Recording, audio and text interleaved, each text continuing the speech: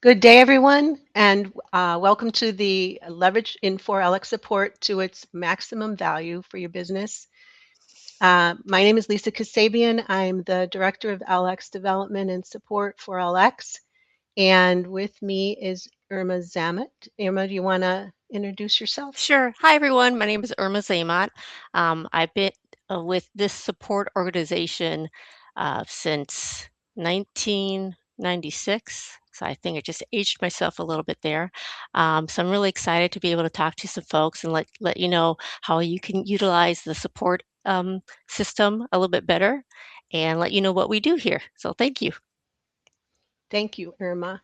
Also, Dave Rapaz has joined us today. You all know Dave, our product manager. Dave, did you want to say hello? I want to thank Irma and Lisa for presenting today, and Sandra for really kind of organizing all this because I think it's important. All of our customers obviously pay fees for support, and there's resources sometimes that they're not familiar with or aware of, and I think this is just a great opportunity to remind people of all the resources that are available to them and also just kind of some best practices about using some of the tools we have. So thank you everyone for presenting, and thank you to all our customers that joined today. Okay, we'll get started.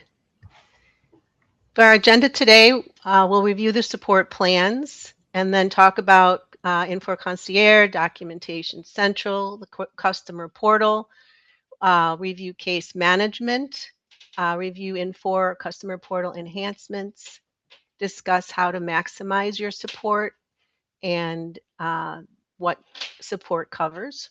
So we'll get into the support plans. The operations handbook is a very, very valuable tool that explains the support models, our approach to case resolution, support plans, hours of operation, response time targets, scope of services provided, escalation process. You can get to this from infor.com/support or this URL below. I review the Infor support plans because it's important anyone who's reporting a case understand their expectation is set properly. They understand the support plan that the company has. Premium support, essential support, there's some slight differences. Premium support is 24/7, 365, and essential support, some customers still have that, and that is 24/5 by 365. So that's a kind of significant difference. In addition, the cases are queued above essential. The premium cases are queued above essential. Infor support includes unlimited cases, electronic support. With your approval, we can access. You can access Infor customer portal. Knowledge base. There's remote support which is Zoom. Case ranking. Access to software patches and service packs, critical solutions, notifications, recorded briefings, priority case queuing, access to support communities, and license keys.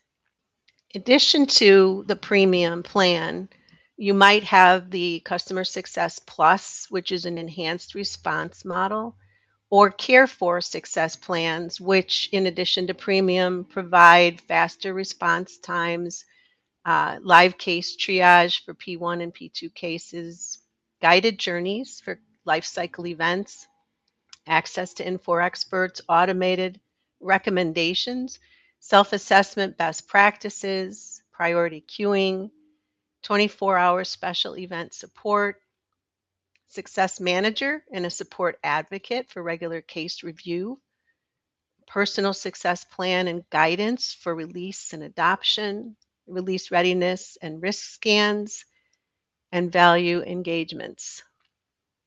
And that's the Care for Success plan that's on top of the premium plan.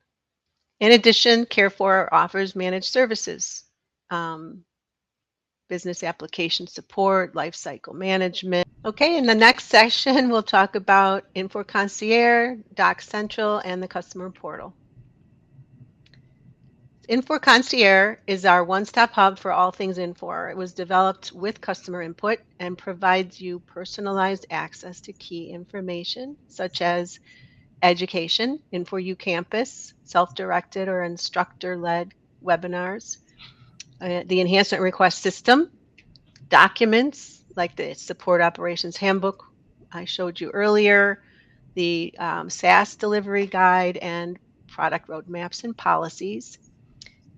Software key requests, how-to videos for how to use the support tools, the ability to search across enhancements, announcements, documentation, education, how-to videos, and events, listing of upcoming marketing events, access to the Infor customer portal while you put in cases and look up KBs, and also access to Documentation Central, where the user guides and install guides are all kept. Next slide, please. This is the Infor Concierge primary page. In the center, you'll see the access to the Infor customer portal. And then on the bottom, I've highlighted access to the enhancement request system, education being Infor, important documents, which takes you off to another page I'll show next. And then here we have, you can go to the next page, that's fine. Here we're showing under the resources, there is a link to Documentation Central. You can also just go directly to docs.infor.com, but this will also take you there. Next slide. And continuing with Concierge, some important items are circled: the consulting service request, education again on the left, important documents are again on the left, the software key requests, and then administration, where you would maintain your company's contacts and information. Next slide. So if you select Infor Customer Portal, it'll take you here.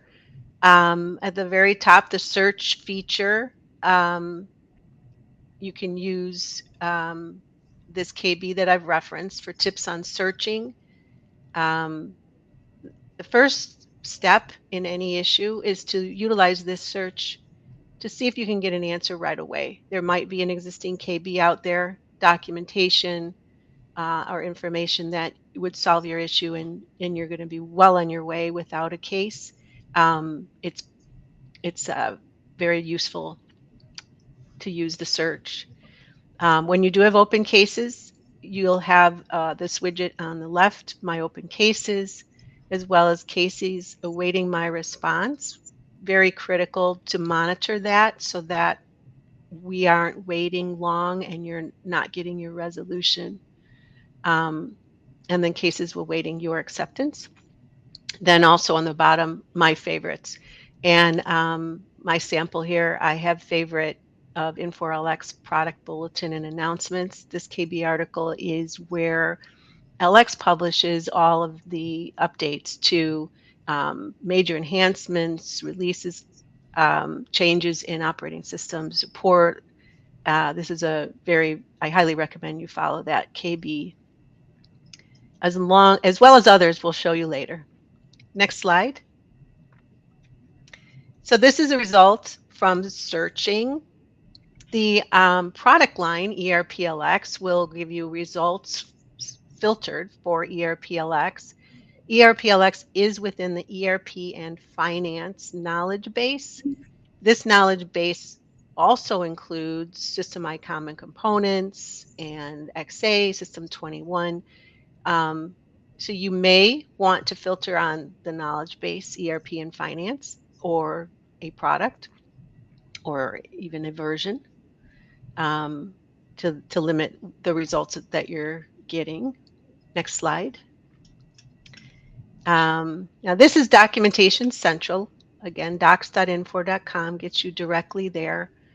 When you click on ERP and Finance, you'll find LX listed, and it will bring you to another tab that has 3 version choices, which I'm showing on the right there, 84X, 83X, and multi.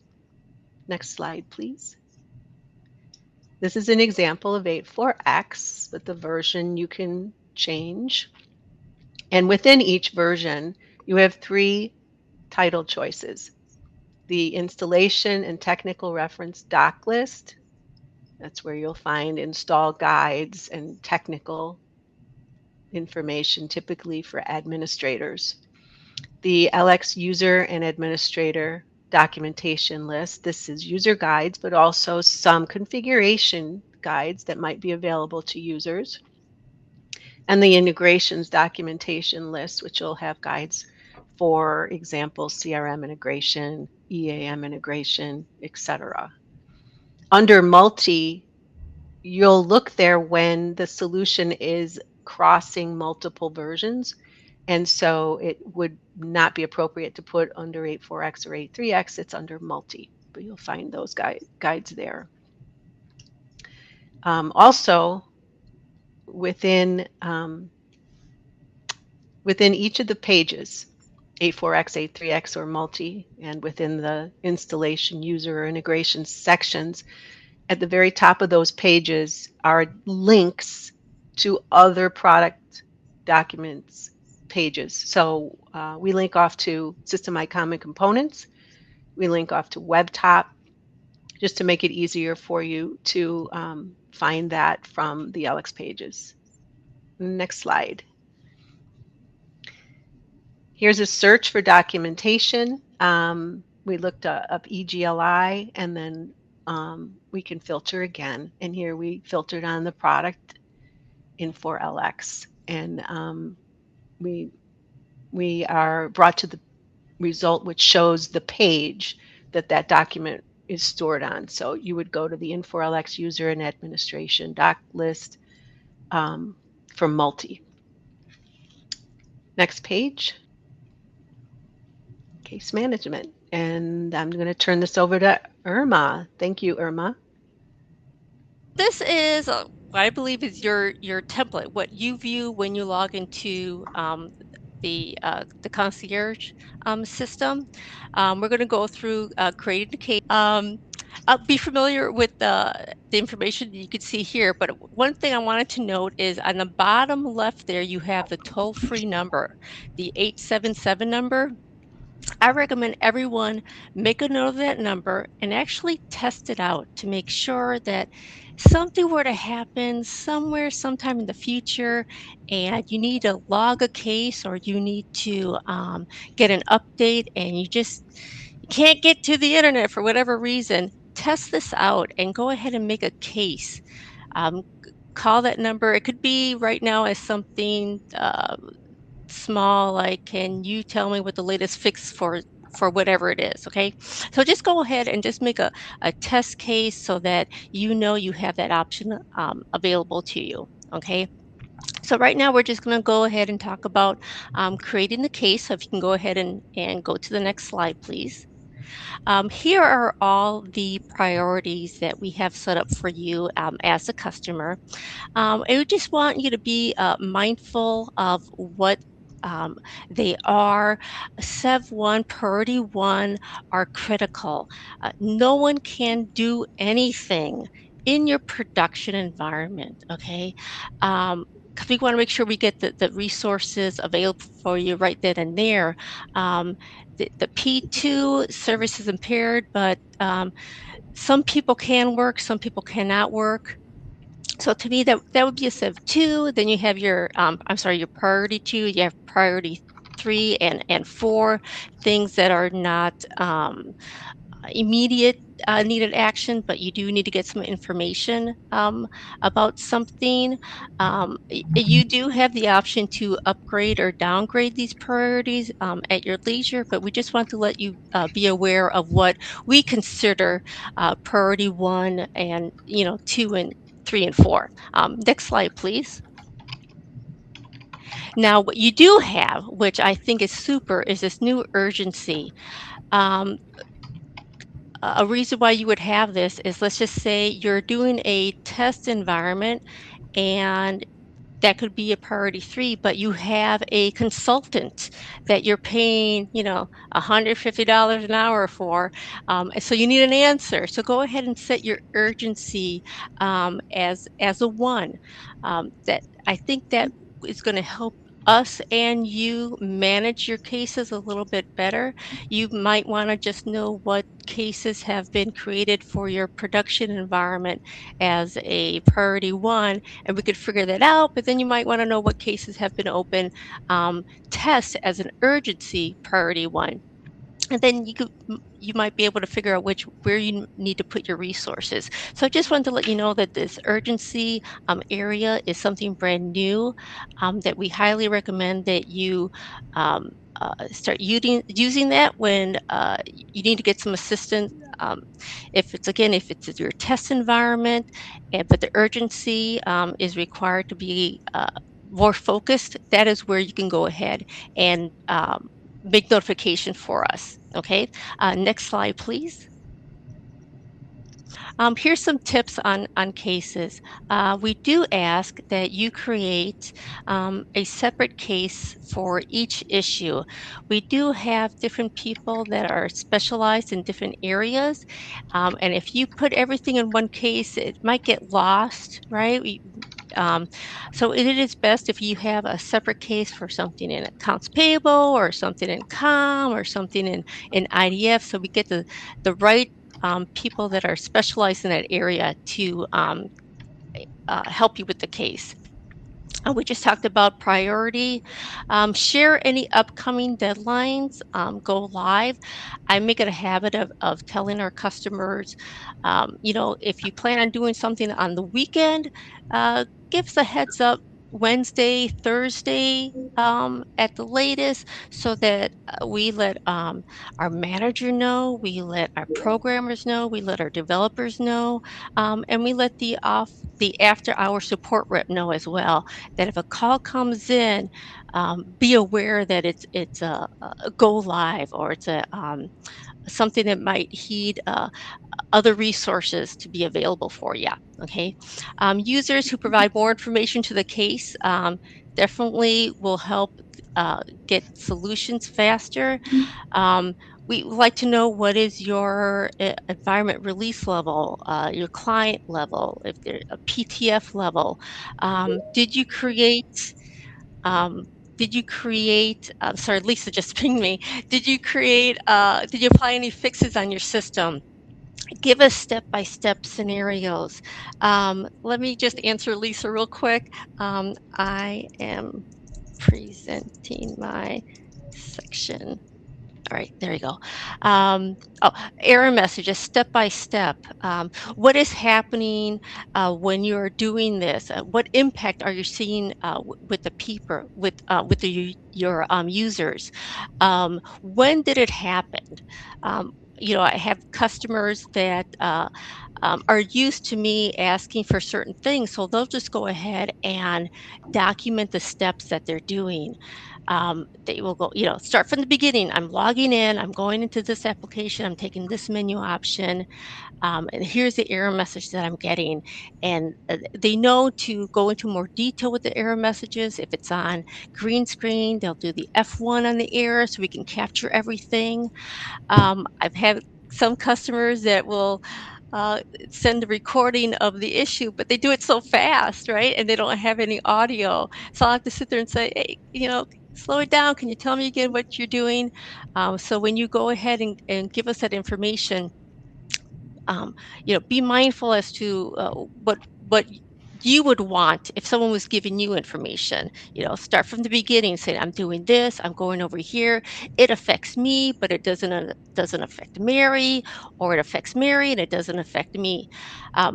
So that information like that, no matter how small you might think it is, it could be relevant to the case. So go ahead and give us that information as well. Okay, we just talked about affected users, the logs. Um, that would be, like I was mentioning before, call that 877 number and make a case about how to get those logs, so that you have that ahead of time, and that you know that you can always call the 877 number later on. Let us know, is it production or test, or is it both? So that helps us figure out which gear to use in our brain when we do our troubleshooting with you. So please, next slide. Irma, these are all really good points, though. I just want to, we are more effective when we have more information, right? Whatever it may be. And you brought up some really good cases there of, is it happening to a single user or happening to all users? Sometimes people don't say that, and it really Right. can give an indication of where the problem may lie. So other cases too, where, sometimes, some of our senior support people have a long relationship with the customer, specifically individuals, right, where they know that person has so much background, and therefore a case gets put in with a lot of assumptions.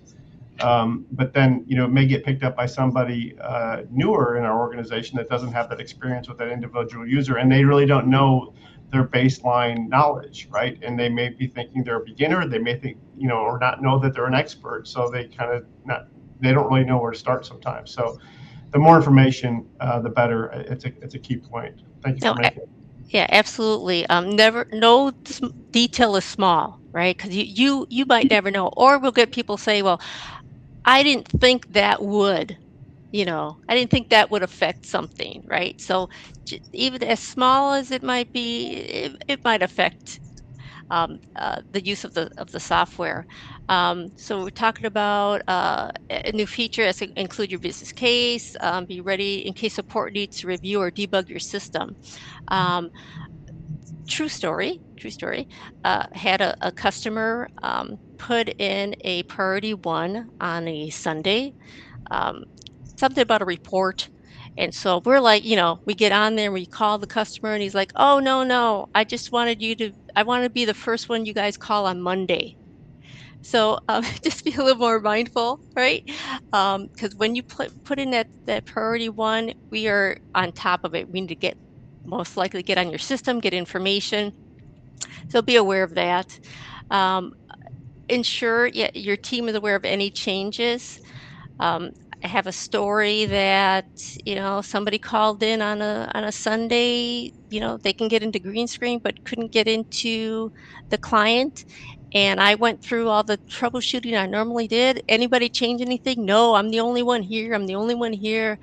I reached out to to one of my coworkers. They got on and couldn't figure it out. So there was 4 of us on the line trying to figure this out, and we're like, "Are you sure nobody else would be doing something?" "Well, so and so, but he's on vacation." I'm like, "Well, can you call him and ask him?" Well, they called him and they asked him, and sure enough, he had got on Saturday to get a start on the work week and started changing the operating system, and he left it in limbo.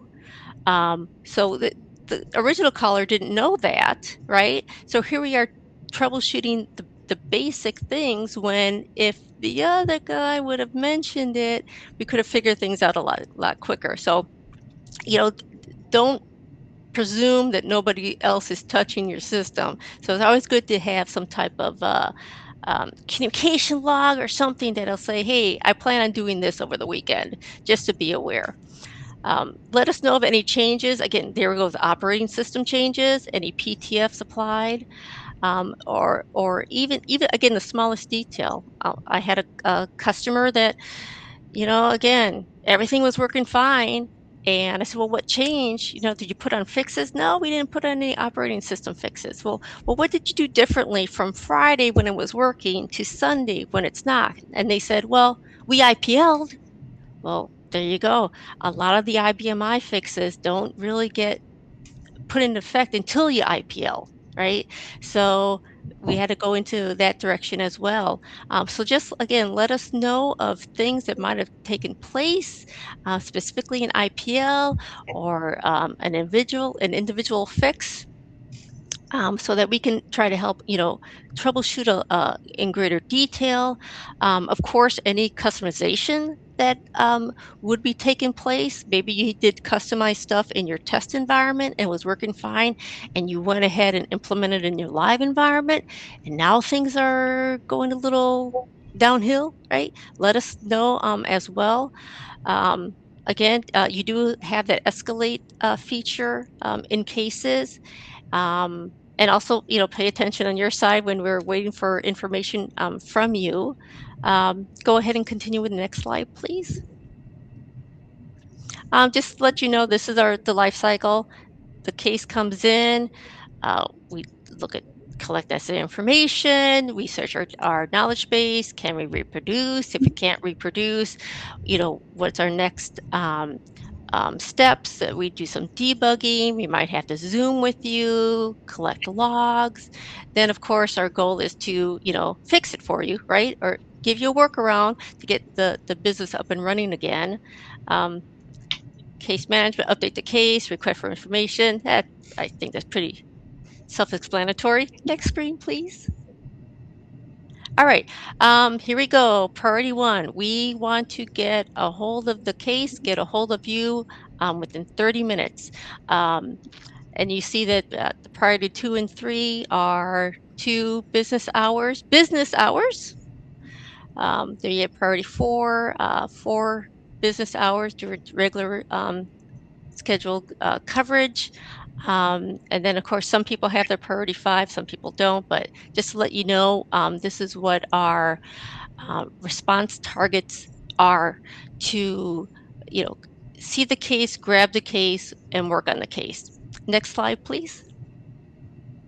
Okay, here's some additional information for the customer success or care for success. Pretty much the same, but looks like the priority 1 from has that cut down for a little bit. So there you go. We just try to get a hold of you and work on the case as fast as possible based on your priority and the urgency as well, now that we've talked about earlier. Next slide, please. Hi, Irma. I'm Oh, yes. here Oh, now. hi, I Lisa. don't know. Hey. Yeah. Hopefully I keep my internet. Okay. All right. I just went ahead just do the start with the case management Yeah, thank you. information. Thank You're you. welcome. You're welcome. All right. So customer cases awaiting customer information. Um, Go to your portal widget. Sometimes you might get or the emails might get to your junk mail. Depending. We've had that occur as well. I had a customer that I sent a Zoom invitation to via the email, and you know, didn't know that he didn't get it. And he went ahead an hour later, went to the case and saw that I had sent out an invitation, and he updated saying, "Hey, my internet was down for an hour. So sorry, I didn't get it." So if you notice that you're not maybe getting a response fast enough from us, go ahead and check your widget out and go to the little envelope icon that you'll have on your screen. And so that you can see that we're waiting for you for something. Go to the case and see what information is being requested. Next slide, please.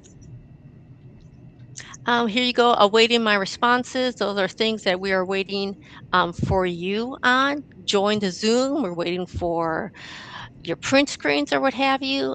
Awaiting my acceptance, which is the one right above it, is when we sent you out a resolution and we're waiting for you to say, click on yes, that did take care of the issue for you. But I just wanted you again to be able to see the information that is being provided for you here.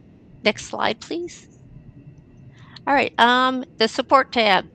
This is where you find out who your company's contacts are, your contract administrator. We in support do not have the authority to add people to your profile or remove people to your profile. That is something that your administrator um, does for your your organization. So make sure you know who that is. If you find out that there's people that have retired, go ahead and go in there and possibly delete that person's profile. And we say make sure that things are current, and especially when you have an email change. We've seen that as well, where the company name changes, so their email address change, and we're not aware of that. So they're not getting responsive from us because it's still going to the previous one. So make sure you go in here as well and check the email addresses for your contacts for your company. Next slide, please. Here you go, escalation. Like I was mentioning before, you have the urgency option now instead. And though we have not taken the escalate away, it's still out there for you. This gives the support manager a heads up as well that there's something going on in greater detail with the case. You do have the option to have the manager contact you. Okay. When you do the escalation, they're gonna ask, why, right? We would like to know what additional things are being impacted for your business. And of course, we have a list here about why you would do an escalation. I mean, you have an immediate go live. We're going live in 20 minutes. We need something resolved. The resolution's taking too long. Um, Maybe clear ownership of the case. It's assigned to somebody, and maybe that person went on vacation, right? And things come up. um, so you do have the option to go ahead and escalate that as well. Next slide, please. I can show them the escalation, what it looks like. So there you go. When you go to your case on the right hand side under actions, you have escalate case, and it's going to ask you for the reason and whether or not you want a manager to contact you. Then in the box, they do would like you to put, some verbiage in there as to, why you haven't heard from somebody in 2 days, or you want to make sure that the fix gets applied correctly. It's up to you, but please let us know the cause for the escalation. Next slide, please. All right, so that was the end of the case management portion. I was going to go ahead and continue with the portal. All right, the portal. You have the capability of, and I don't know how many people are aware of it, of creating an enhancement request for your software. You have the power to make a change. So you can go to the concierge at the left-hand side. You have create enhancement, and you just fill out the necessary information in here. Because if you have a question or you want an enhancement, I bet you'll find 5 other companies that would want to do that as well. So go ahead and make your case right here. Tell us, what do you want to see? And if you're doing your own fix to that, how are you doing that on your own if the software isn't providing that information? And if you go to the next slide, you'll see you have the option to upload some information. And again, no detail is too small. Go ahead and just put that information in there. Like I said, you have the workaround if you're doing something else on your own. Maybe perhaps that could be implemented in the software as well. Next slide, please. Right. Here you have the option of knowing what enhancements are already out there. Again, you sign on to the concierge, you go to the enhancement screen, and there it is. You'll see all the new enhancements that people have put out there. You then can go and look at the open enhancements and see if somebody else has put something in there that you might find beneficial. And if you do, next slide, please. Go ahead and do an endorsement on it. Endorsement will let the product managers know that there are a lot of people interested in seeing that in the software. Okay, so you do endorsement, and just if you want to enter an explanation why, you're like, hey, I think this is great. I think that would help me, save 20 minutes of my time, or what have you. Let them know why you are endorsing this enhancement from somebody. And then you'll see at the bottom there, they give you some proper expectations of if things are yes, and when you might be able to see an enhancement put in through the system. But it all starts with you. You have the power of making this software better, right? So go ahead and make an enhancement and endorse it. Those are always good. Next slide, please. Here are some portal enhancements that have come through. I'm not sure if people are aware that there is a KB out there. If you notice at the bottom there, 3515734, that will go through and list the enhancements that have come into the system based on maybe some people's recommendations, or internally we we do that too. We go in there and say, I wish I could, search on the KB number without putting it in the KB. And if you notice the bottom one right there, it does say that. You don't have to put the KB number when you do a search anymore. You just type in the numbers itself and you'll be able to bring up that KB that you're looking for. And also they have, the top one mentions that you have the option to do sorts yourself. You could do publish oldest or publish newest. Um, so you can see what information will come up that way. Talks about AI searches. You'll be able to see the product line in the KBs themselves to see whether or not that is relevant to the software you're using. Some additional ones about fields. Go ahead, the next slide, please. Here's one that came off that people really liked, are being able to modify, create your own view. You can go ahead and use the gear icon and you'll be able to decide what type of columns you want to see on your view, add them, remove them. If you go to the next slide, you'll be able to see exactly what this is referencing. So right here, you're able to, do you want to see the numbers? Do you want to see when it was created? Do you want to see closed views or closed cases? It is up to you to decide whether or not you want to see that on your own view. So I think that was kind of nifty. Next slide, please. All right, so I am done with my portion of it. Miss Lisa. Yes. So maximizing your support. Support is there to give you how-to assistance on the software functionality, best practices to maximize your team's efficiency, procedural questions. They're there for remote access, and if you authorize Infor to access your system, you can have them debug on your system or access your system directly.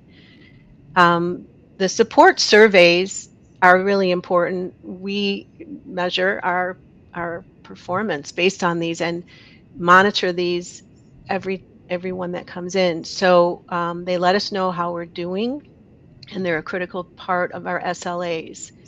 Don't forget to use these support surveys to let us know how we're doing. System administration. Perform routine system backups.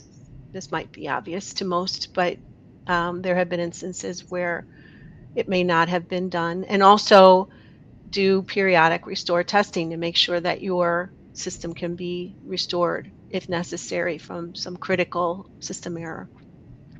Document your system management procedures for use in the event of an error or malfunction of the software.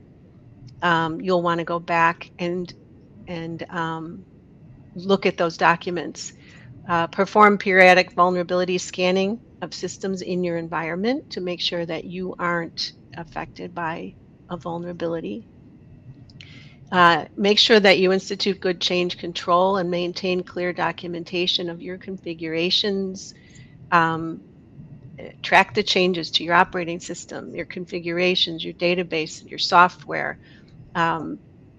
Many times a case comes in where maybe the resource reporting the case is unaware, but they're having a problem that someone else in the organization caused by changing a configuration or doing an install, and everyone wasn't aware. Build your product expertise. A trained user is a happy user. Infor and consulting can help with training needs. We recommend staying current with software updates. This ensures that what we test is what you test. What you're running is the latest validated level of software. Maintain a standalone or separate test environment. Very critical. This way, we can triage the issue without affecting production. Debuggers can be turned on without affecting production performance. And here you can test your backup strategies, performance tuning, and then care for success. Users, ensure that you participate in your status calls and use your customer success manager as a liaison for escalations and proactive communication. Next slide, please. So again, I'll repeat, we recommend you stay current on the latest version of the software and most current fix levels. This allows us to support you in the most effective way. We also recommend that you apply a complete beamer explosion for your fix. The idea of receiving a beamer explosion and then just choosing a single program to install in your environment out of that beamer explosion causes your environment to be customized and makes it more difficult to support. So we highly recommend you apply full beamer explosions. Regularly review our product updates, upgrades, documentation provided to ensure your solutions are current and optimized. Docs.infor.com, those documents are reviewed and updated regularly. When information is necessary to be shared, KB articles are posted, and we like to recommend customers like and subscribe to some KBs, such as these below.